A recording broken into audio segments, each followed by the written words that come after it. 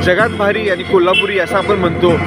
हा एरिया मी तुम्हाला दाखवत आहे, हा महालक्ष्मी मंदिराच्या जवळचा एरिया। गणपतीचं एकदम म्हणतात त्याला एक सुंदर असं वातावरण कोल्हापूरमध्ये तयार झालेलं आहे। आणि हा रोड जातो हा महालक्ष्मी मंदिराकडे। महालक्ष्मी मंदिर हे देवस्थानापैकी एक प्रसिद्ध देवस्थान म्हणून मानलं जातं, ज्याच्याकडे भाविकांची संख्या तुम्ही जर काउंट केली तर लाखाच्या घरामध्ये भाविक येतात। आणि ह्या अशा मंदिराच्या समोरची रोड हे मी तुम्हाला दाखवतो। हे रात्रीची परिस्थिती आहे। हा आहे महालक्ष्मी मंदिरासमोरचा रोड। हे आहे कोल्हापूरचं प्रसिद्ध देवस्थान आणि हा आहे कोल्हापूरचा रोड।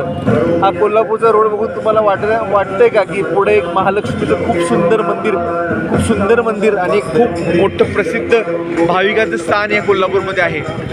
पण काही उपयोग नाही, कारण या कोल्हापूरच्या लोकांना अशा रोडची सवय, चांगले रोड, चांगले इन्फ्रास्ट्रक्चर ह्या गोष्टी यातल्या लोकांनी बघितलेल्याच नाही आहेत। त्यामुळे त्यांना या असे खड्डे काय, रोड काय, गटारीचं पाणी काय, ह्यामध्ये त्यांना आनंद आहे।